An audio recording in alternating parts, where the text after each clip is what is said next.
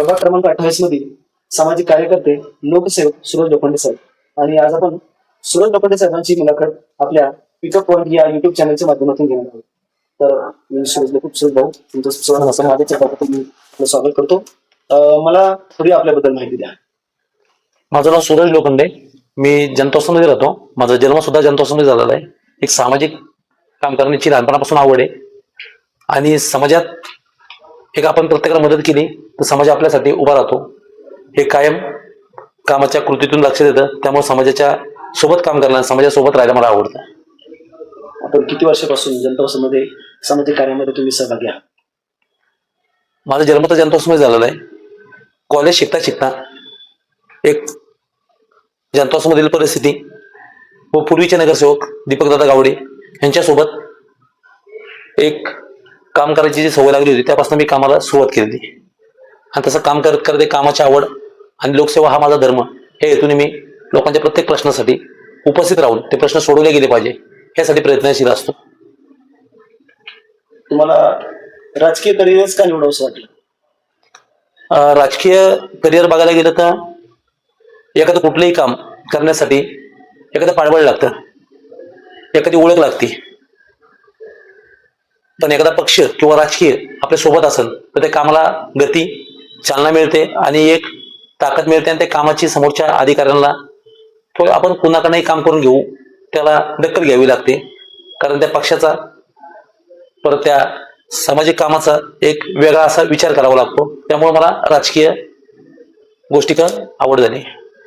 बरं, आम्हाला सांगा तुमचं राजकारण आणि समाजकारण हे कसं आहे? राजकारण हे करावंच नाही मी तर म्हणतो, कारण राजकारण हे योग्य नाहीये. समाजकारणात ना सगळ्या गोष्टी घडू शकतात आणि प्रत्येकाला आपल्या दर्जाच्या प्रमाणे जर लेखलं किंवा त्याच्या वेळेला उपयोगी राहिलं तर तो सुद्धा आपल्या वेळेला उपयोगी राहतो.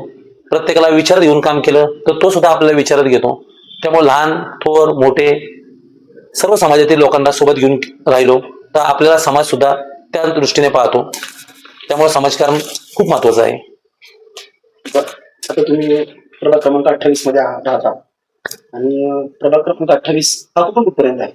प्रभाग क्रमांक 28 जर बघायला गेलं तर पर्वती पायथ्यापासून जो चालू होतो तो हिंगण्यापर्यंत आहे. मग त्यात दत्तवाडी आहे, नवशा मारुती आहे, सरिता नगरी आहे, परत रोहन कीर्ती काय अशा मोठमोठ्या सोसायट्या पण आहेत आणि गणेशमाळा, पानमाळा, 130 अजून भरपूर अशा स्लम सुद्धा आहेत.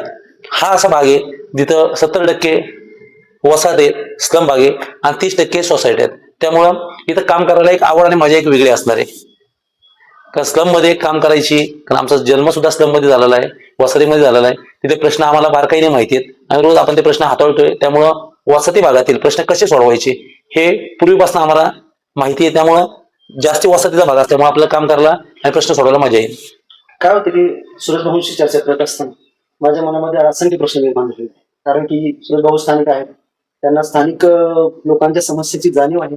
गेल्या 20 वर्षापासून म्हणजे त्यांचा जन्म जनतावसामध्ये झाला आणि राजकारणाची आवड असल्यामुळे, समाजकारणाची आवड असल्यामुळे समाजकारण करत करत राजकारण म्हणजे सत्तेत येऊन लोकांची सेवा करण्याचा त्यांचा मानस आहे. तर परंतु मला काही प्रश्न त्यांना विचारायचे की आता महानगरपालिका म्हणजे महाराष्ट्रातल्या महानगरपालिकांमध्ये प्रभाग रचना झालेली आहे आणि प्रभाग रचनेमध्ये काय होतं की आपला मतदार हा काय होतो तुटून की दुसऱ्या भागाला जोडला जातो. असं काही सूरज भाऊ तुम्हाला असं झालंय का की तुमचा मतदार जो आहे हा दुसऱ्या भागाला कट झाला, त्याचा तुम्हाला धोका होणार आहे भविष्यात म्हणजे आगामी निवडणुकांमध्ये? तुम्ही जर माणूस व्यक्ती म्हणून जर काम करत असाल तर कोण कुठं जोडले गेले आणि कोण कुठं लांब गेले त्याचा काही फरक पडत नाही. आपण प्रत्येक येणाऱ्या माणसाचं जर काम करायचं ठरवलं, एक मर्यादित राहून फायदा नाहीये. अमर्यादित म्हणजे जास्ती काम करा तुम्ही.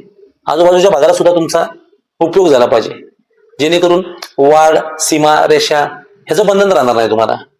आणि माणूस म्हणून माणुसकी जर दाखवली, लोकसेवा ही कायम करत राहिलात तर ह्याचा धोका वगैरे काही होत नाही. आणि प्रशासन प्रत्येक सीमारेषा आखून त्याच्या कार्यक्षेत्रामध्ये जो भाग येतो तो घेत असतो. त्यामुळे माणसाचं काम करणं हे कर्तव्य आणि आपण काम करून घेणं लोकांकडनं हे आपलं ध्येय समजतो. कारण लोकांची कामं आलेले प्रश्न सोडवणे याच्यात आनंद एक वेगळा असतो. सूरज भाऊ, मला एक विचारायचं, मला तर कुतूहल झालं की जवळजवळ जैन जनता वसाहत जर म्हटलं तर कमीत कमी 110 म्हणजे 110 गल्ल्यांची आपली वसाहत आहे आणि भरपूर मोठी लोकसंख्या आहे. तर त्यासोबत आपल्याला हिंगणे पण जोडलेलं आहे. जसं तुम्ही सांगितलं की 130 सिंग रोड म्हणजे दांडेकर पूल पण म्हणा, दत्तवाडी हा प्रभाग पण जोडलेला आहे. तर आता या ठिकाणून नवीन लोकांपर्यंत तुम्हाला पोहोचायचं आहे. बरोबर. मग नवीन लोक हे तुम्हाला इथल्या कार्यावरून स्वीकारतील असं तुम्हाला वाटतं? बरोबर आहे.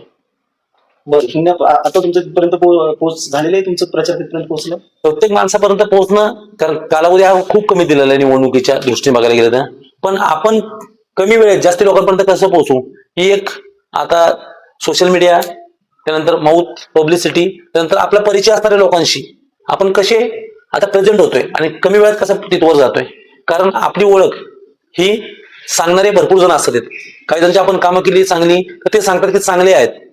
तो जर प्रचार त्यांच्यापर्यंत गेला ते सुद्धा आपल्याला अटॅचमेंट होतात, आपल्या सोबत येताना काम करायला एक सोपं हे होतं. म्हणजे लोकांना असं एक ठाम मत आहे की बाबा सुरेश भाऊ आमचा नगरसेवक झाला तर सुरेश भाऊ सभागृहामध्ये आमची बाजू ठामपणे मांडेल आणि ज्या गोष्टीच्या समस्या आहे त्या समस्येचं निराकरण सुरेश भाऊ 100% करतील. नक्कीच ना. कारण काय झालं, मागील तुम्ही बघायला गेले 7-8 वर्ष नगरसेवक असून लोकांचे प्रश्न तसेच आहेत. बरं. तर ते आंदोलन करायला लागले, रस्ते व्हावं लागलं, मोर्चे काढावे लागले, वेगवेगळ्या प्रकारच्या गोष्टी कराव्या लागल्या. जर ते जर व्यवस्थित काम करत असते तर आम्हाला ही वेळ आली नसती जनतेसाठी कुठेतरी आंदोलन करायची. त्यामुळे आंदोलन करून आम्हाला लक्षात आलंय की लोकांना नेमकं पाहिजे काय. लोकांना पण लक्षात आलंय की हे प्रश्न सोडवतात त्यांच्याकडे ठीक आहे, सत्ता नाहीये, पण प्रश्न सोडायची जाण आहे आणि लोकांची काम करायची याला आवड आहे. त्यामुळे लोकांनी कुठेतरी आपल्याला स्वीकारावं आणि लोकांची कामं करत राहावी यासाठी आम्ही कुठेतरी हे महानगरपालिकेचा विचार केलेला आहे. बरं सुरेश भाऊ, मला असं म्हणायचं की की इथं जे कोण नगरसेवक आहेत पुणे महानगरपालिकेमध्ये शहरामध्ये जे असतील त्यांच्या प्रभागाचे जे नगरसेवक, कोणताही नगरसेवक म्हणणार नाही की मी या कामाची कमतरता केलेली आहे. बरोबर. आणि आता तुम्ही म्हणताय की आम्हाला त्या कामासाठी आंदोलन करावं लागते. त्याला तुम्ही जनतेशी कसं तुम्ही कनेक्ट कराल, कसं सांगाल तुम्ही? जनतेचे जे प्रश्न उद्भवलेत ते प्रश्न उद्भवलेच नाही ना पाहिजे. तुम्ही कामं करता येतं, रस्ते पाणी लाईट ह्या पण जर कामासाठी त्यामुळे वारंवार जर पत्र व्यवहार करावे लागत असतील, वारंवार जर प्रशासनाचे दरवाजे ठोकावे लागत असतील, तर जनतेचं तुम्ही दिखावा करताय का जनतेला काम केल्याचं दाखवताय हेच कळा ना. का तेच प्रश्न जर सारखे उद्भवत असतील तर जनता विचार करावा ना शेवटी. पण जनतेला वीज पाणी आणि लाईट ही समस्या महत्वाची आहे का? जनतेला वीज पाणी लाईट यात गोतवलंय या प्रशासनाने आणि या काही नेत्यांनी. शाळा या उच्च शिक्षित असल्या पाहिजे आपल्या प्रभागातल्या, दवाखाने हे तिथे प्रत्येक गोष्ट आपल्याला भेटली पाहिजे, 24 तास झाले पाहिजेत. या सारे आपलं सगळ्या ज्या गोष्टी आहेत दवाखान्यातल्या त्या लोकांना भेटल्या पाहिजेत, ते भेटत नाहीयेत. आता आपल्या प्रभागामध्ये शिक्षणाची काय अवस्था आहे? आता तुम्ही पाहायला गेलं तर भली मोठी अशी इमारत बांधलेली आहे शिक्षणाची, अजून बाकीच्या ठिकाणी पण शाळा आहेत, पण त्या महानगरपालिकेच्या शाळा आहेत त्या जर पलीकडच्या प्रभागात जर राजीव गांधी ई लर्निंग जर होत असेल, एखादा नगरसेवकच करत असेल, तर ती काय इथं होऊ शकली नाही. भव्य अशी इमारत आहे, त्याला फक्त डिजिटल करायचे आणि शिक्षक फक्त भरायचे. तेवढंच. इथली पोरं का दुसऱ्या इंग्लिश मिडियम मध्ये जातील, का महागाच्या शाळेत जातील, का इथे शिकणार नाही? आपल्या प्रभागातील विद्यार्थ्यांना आपल्या प्रभागामध्ये चांगलं शिक्षण भेटलंच पाहिजे. पाहिजे, ही गरजच आहे. खूप महत्वाची मागणी आहे. तुम्ही म्हणताय तसं बरोबर की वीज पाणी आणि याच्यामध्ये आपल्याला गुंतवून ठेवलेलं आहे. या तुमच्या प्रभागामध्ये तरुण वर्ग काय कुठल्या दिशेला आहे, तुमचं काय मत? तुम्ही जर पाहायला गेलं तर 99% हा तरुण वर्ग योग्य दिशेला आहे. म्हणजे IT सेक्शन मध्ये इंजिनियर आहे, डॉक्टर आहेत, वकील आहेत, पोलीस आहेत, होमगार्ड आहेत. पुणे महानगरपालिका यांच्यासाठी काही उपाययोजना राबवते ज्या आतापर्यंत आपल्या प्रभागामध्ये आपल्या विद्यार्थ्यांपर्यंत तरुणांपर्यंत पोहोचलेल्या नाहीत? तर पुणे महानगरपालिका त्याच्या परीने जे शासनाकडे येतात त्या योजना महिलांच्या असू दे, लहान मुलांच्या असू दे, युवकांच्या स्किलच्या असू दे, किंवा काही संस्था सुद्धा त्या स्किलच्या करतात. तर मुलांची पण ती आवड झाली पाहिजे. आणि त्याच्याकडे बारकाईने जर बघितलं तर प्रशासन हे आणत असतात गोष्टी, पण त्या घेण्याच्या स्वीकारण्याची पण आपली ताकद असली पाहिजे.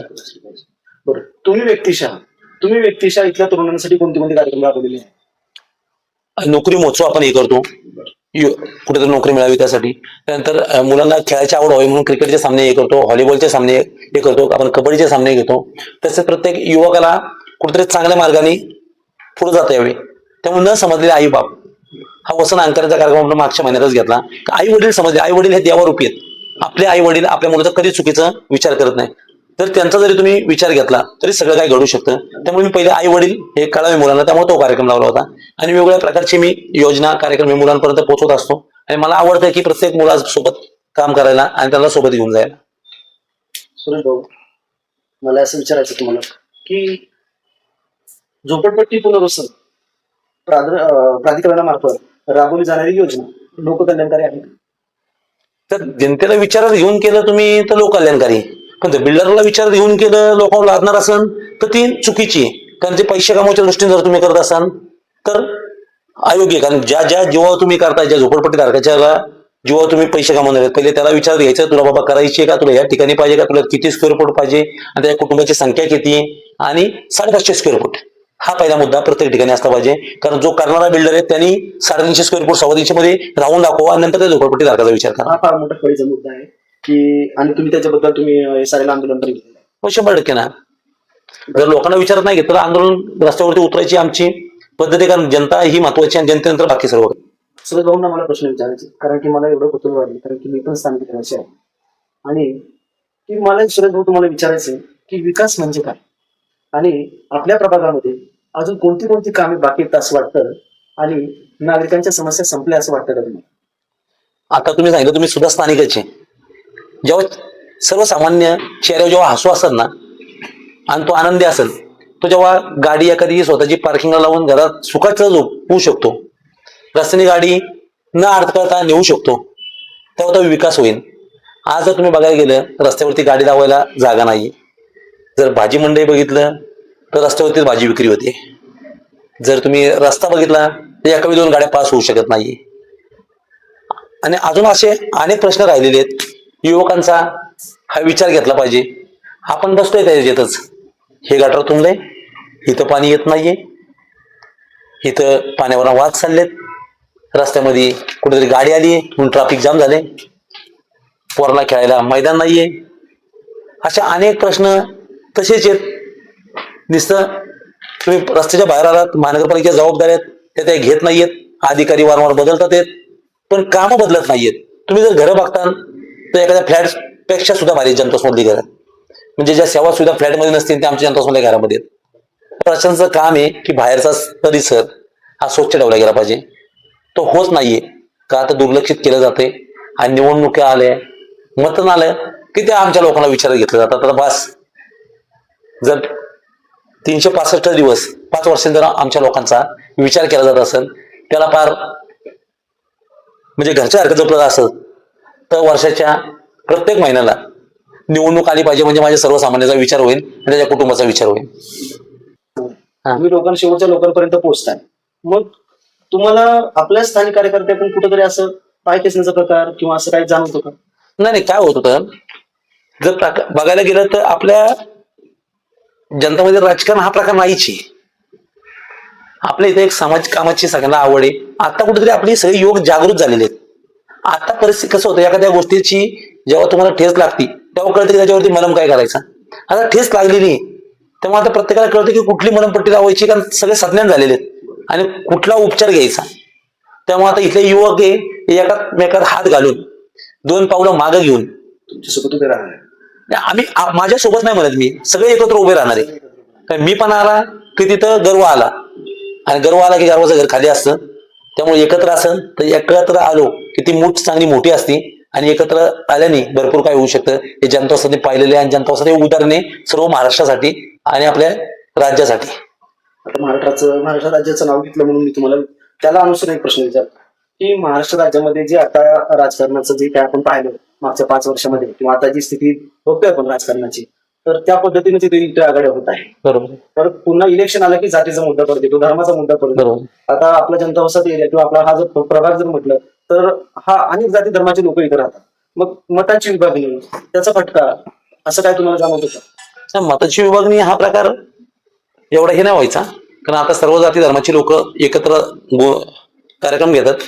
शिवजयंती, आंबेडकर जयंती, ईद वगैरे एकामेकाच्या सोबत सगळे उत्साह कार्यक्रम असतात.